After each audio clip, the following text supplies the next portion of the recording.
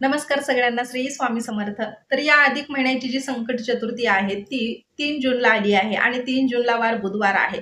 तर या दिवशी संकट चतुर्थी आली आहे आणि हा जो दुर्मिळ योग आहे तो खूप वर्षांनी आला आहे. कारण बुधवारी संकट चतुर्थी येणं आणि त्यातल्या त्यात बघा अधिक महिन्यामध्ये बुधवारी संकष्टी चतुर्थी आली आहे. त्यामुळे हा दुर्मिळ योग अतिशय प्रभावी योग मानला जातो आणि या दिवशी आपल्याला भरपूर अशा गणपती बाप्पांच्या सेवा करायच्या आहेत. कारण अधिक महिन्यामध्ये जी काही सेवा करत आहोत तर त्याचं फळ आपल्याला अधिक भेटत असतं. म्हणून या महिन्यामध्ये जी संकष्ट चतुर्थी आली आहे त्यांनी आवर्जून त्याचा उपवास करावा आणि उपवासाबरोबरच आपल्याला या दिवशी गणपती बाप्पांच्या सेवा देखील करायच्या आहेत.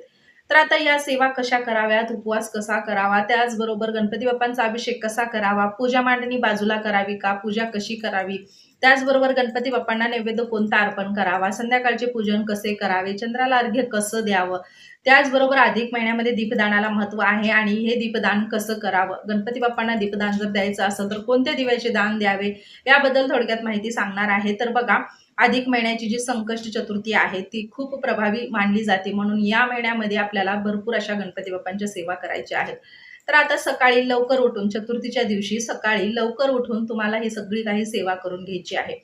तर सकाळी लवकर उठून तुम्हाला स्नान वगैरे करून घ्यायचं आहे आणि स्नान झाल्यानंतर लाल वस्त्र परिधान करायचं आहे. लाल केलं तरी चालेल, कारण लाल रंग जो गणपती बाप्पांना प्रिय आहे म्हणून मी लाल वस्त्र सांगत आहे. पण तुमच्याकडे जे असेल ते परिधान केलं तरी चालेल, पिवळं केलं तरी चालेल. कारण काळ्या कलरचा जो रंग आहे तो पूजा आणि साधना करण्यासाठी योग्य मानला नसतो. म्हणून तुम्ही काळ्या कलरचं वस्त्र सोडून बाकी सगळ्या कलरचे परिधान केले तरी चालेल.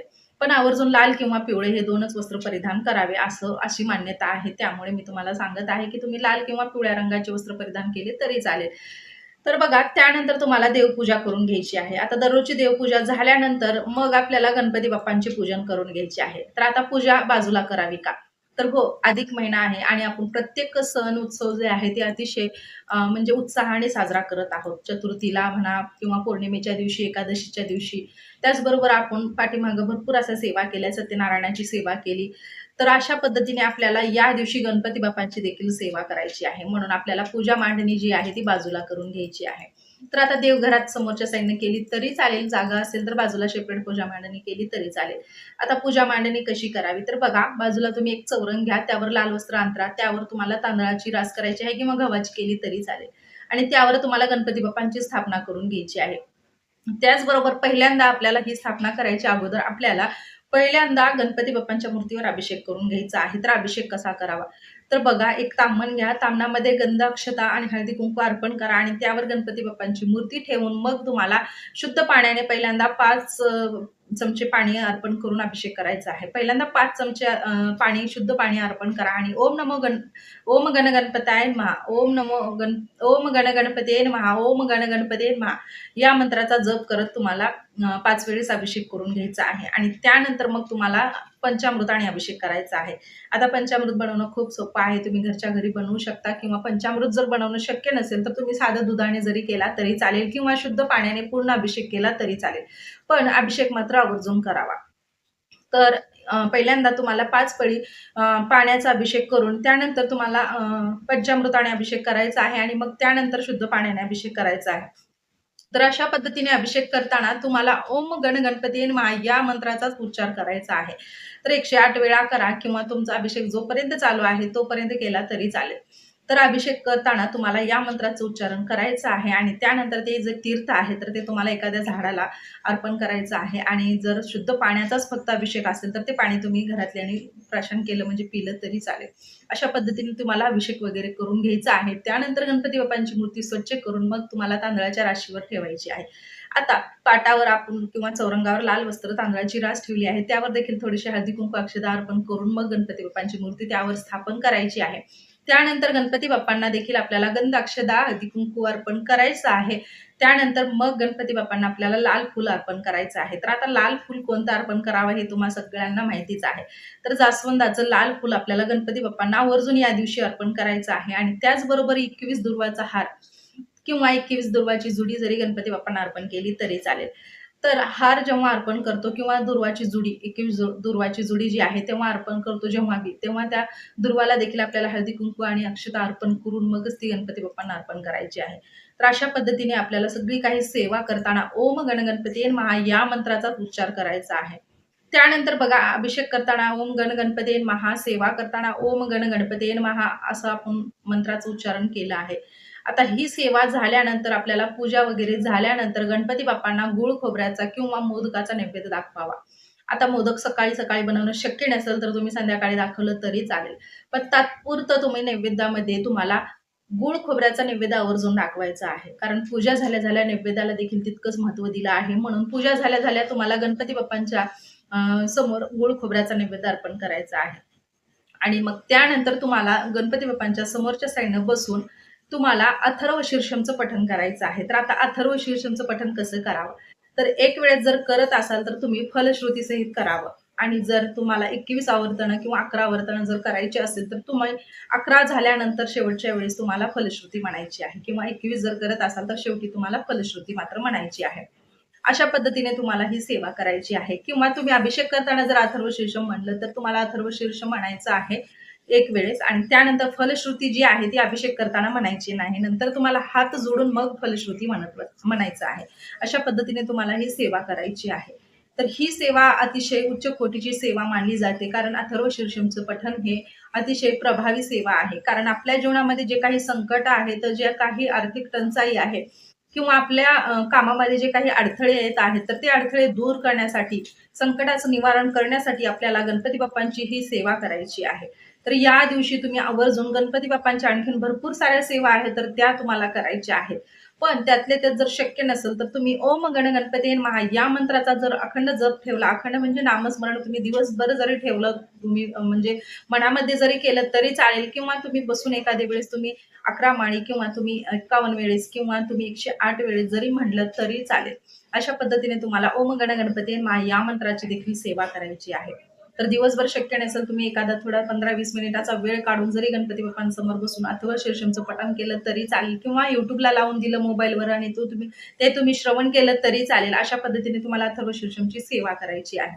आता हे झाल्यानंतर मग संध्याकाळी आपल्याला चंद्रोदयानंतर उपवास सोडायचा असतो. तर दिवसभर तुम्हाला उपवास करायचा आहे. दिवसभर उपवास कसा करावा? तर दिवसभर तुम्ही फलाहार घेऊ शकता, दूध घेऊ शकता. त्याचबरोबर बघा आता उपवासाचे पदार्थ आहेत, तर उपवासाचे पदार्थ घेऊ शकता. कारण तब्येत पण तितकीच महत्त्वाची आहे. असं नका करू की न पाणी पिता, न अन्न खाता तुम्ही उपवास करणार आणि मग तुमची तब्येत खराब होणार. मग तुमची सेवा कोणतीच म्हणजे त्याचं फळ भेटणार नाही. कारण शेवटी आपली तब्येत देखील तितकीच महत्त्वाची आहे. तब्येत सांभाळून म्हणजे तुम्ही फलाहार किंवा उपवासाचे पदार्थ खाऊन तुम्हाला संकट चतुर्थीचा उपवास करायचा आहे आणि संध्याकाळी चंद्रोदयाच्या नंतर तुम्हाला उपवास सोडायचा आहे. तर आता संध्याकाळी नैवेद्यामध्ये तुम्हाला आवर्जून गणपती बाप्पांना 21 मोदकाचा नैवेद्य अर्पण करायचा आहे. तर 21 मोदक तुम्हाला गणपती बाप्पांना आवर्जून अर्पण करायचे आहेत आणि त्याचबरोबर संध्याकाळी गणपती बाप्पांना धूप, दीप, नैवेद्य आणि त्याचबरोबर गंध अक्षदा अर्पण करून आणि संध्याकाळी देखील लाल फुल असेल तर लाल फुल अर्पण करा. अशा पद्धतीने तुम्हाला गणपती बाप्पांची पूजा करून घ्यायची आहे आणि 9:34 असा चंद्रोदयाचा टायमिंग आहे. तर 9:34 ला तुम्ही बाहेर जाऊन किंवा तुमच्या गच्चीवर वगैरे जाऊन चंद्राची देखील तुम्हाला पूजा करायची आहे. आता चंद्राला देखील तुम्हाला हळदी कुंकू गंध अक्षदा अर्पण करून त्यानंतर तुम्हाला अर्घ्य द्यायचं आहे. तर चंद्राला तुम्हाला अर्घ्य कसं द्यायचं याबद्दल थोडक्यात सांगते. तर बघा एक तांब्या घ्या, त्यामध्ये पाणी घ्या. पाण्यामध्ये तुम्हाला थोडंसं दूध, त्याचबरोबर अक्षता, हळदी कुंकू अर्पण करायचं आहे आणि त्यामध्ये पांढरं फूल अर्पण करायचं आहे. तर या पद्धतीने तुम्हाला पाणी बनवून त्याचं तुम्हाला चंद्राला अर्घ्य द्यायचं आहे. तर आवर्जून आणि पांढरं फूल नसेल तर त्यामध्ये थोडीशी खडी साखर टाकली तरी चालेल. तर ते तुम्हाला चंद्राला अर्घ्य देण्यासाठी पाणी बनवून त्यामध्ये तुम्हाला ओम चंद्रदेवाय नमः या मंत्राचा जप म्हणत म्हणत तुम्हाला चंद्राला अर्घ्य द्यायचा आहे आणि चंद्राला अर्घ्य देताना आपल्याला त्या धारीकडे म्हणजे जी तांब्यातून धार पडणार आहे तर त्या धारीकडेच आपल्याला बघायचं आहे आणि त्यामधून आपल्याला चंद्र दिसतो. तर अशा पद्धतीने आपल्याला चंद्राची देखील पूजा करायची आहे. असंही म्हणतात की ज्यांच्या कामामध्ये सतत अडथळे येत असतात, ज्यांचे मन जे आहे ते स्थिर राहत नाही, अशा वेळेस पौर्णिमेला आवर्जून आपण एकटक चंद्राला बघत राहावं. कारण एकटक आपण जेव्हा चंद्राला बघत राहतो तेव्हा आपली जी विचारसरणी जी आहे ते सुधारते. त्याचबरोबर आपलं मन जे स्थिर राहत नाही, स्थिर असतं तर ते देखील स्थिर राहण्यास स्थिर राहतो असंही मानलं जातं. म्हणून आवर्जून चंद्राला तुम्ही एकटक 5 मिनिटं पाहावं आणि तुमची जी काही इच्छा आहे ती चंद्राला मागावी. याने देखील तुमच्या ज्या काही मनोकामना आहेत ते पूर्ण होण्यास मदत होते असंही मानलं जातं. आता बघा ही सगळी गणपती बाप्पांची सेवा करताना आपल्याला संध्याकाळी गणपती बाप्पांना आवर्जून दीपदान द्यायचं आहे. तर ते दीपदान कसं द्यावं? तर दीपदान मात्र गणपती बाप्पांना आपल्याला 21 दिव्याचं द्यायचं आहे. तर कणकेचे 21 दिवे तुम्हाला गणपती बाप्पांना बनवायचे आहेत.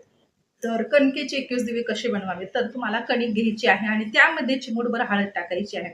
अजिबात पांढरे वगैरे दिवे बनवू नका. त्यामध्ये थोडीशी तुम्हाला हळद मिक्स करायची आहे आणि त्याचा घट्ट गोळा बनवून तुम्हाला त्याचे 21 दिवे बनवून त्यामध्ये तुम्हाला तूप टाकून तुपाचा दिवा अर्पण करायचा आहे. तुम्ही एक केला तरी चालेल, पण 21 दिव्याचं मी सांगत आहे. तुम्ही 21 दिवे गणपती बाप्पांना आवर्जून संध्याकाळी त्याचं दीपदान द्यावं. 21 दिव्याचं दीपदान देखील आयुष्यभर आपल्या जीवनामध्ये जे काही संकट आहेत तर ते मुक्त होण्यासाठी, संकटाचं निवारण होण्यासाठी मदत करतात. म्हणून या 21 दिव्याचं आपल्याला गणपती बाप्पांना चतुर्थीच्या दिवशी दीपदान द्यायचं आहे. तर अशा पद्धतीने आपल्याला ही सगळी सेवा करायची आहे. आणि तुम्हाला आणखीन काही माहिती विचारायची असेल तर मला नक्की सांगू शकता किंवा विचारू शकता. तर अशा पद्धतीने आपल्याला संकट चतुर्थीच्या दिवशी ही सगळी काही सेवा करायची आहे आणि याने आपल्या जीवनामध्ये खूप बदल घडून येतो. कारण या सेवेचं फळ आपल्याला अधिक भेटणार आहे. कारण अधिक महिना आहे आणि हा जो योग आहे तो खूप वर्षाने आला आहे. म्हणून मी तुम्हाला आवर्जून सांगते, की या दिवशी आवर्जून तुम्ही हे सगळं दीपदान वगैरे करावं आणि ही सेवा करावी. याने जीवनामध्ये जे काही अडचणी आहेत ते दूर होण्यास मदत होते. म्हणून आवर्जून तुम्ही या बुधवारी संकट चतुर्थीच्या दिवशी हे सगळे काही सेवा आणि दिवसभर जी काही गणपती बाप्पांची सेवा सांगितली आहे ते देखील करावे. तर अशा पद्धतीने थोडक्यात माहिती मला तुमच्यासोबत शेअर करायची होती. तर कसा वाटला व्हिडिओ नक्की कमेंट्समध्ये सांगा. व्हिडिओ आवडला तर व्हिडिओला लाईक करा. चॅनलवर नवीन असाल तर चॅनलला सबस्क्राईब करा आणि भेटूया अशाच माहितीसोबत. तोपर्यंत सगळ्यांना धन्यवाद आणि श्री स्वामी समर्थ.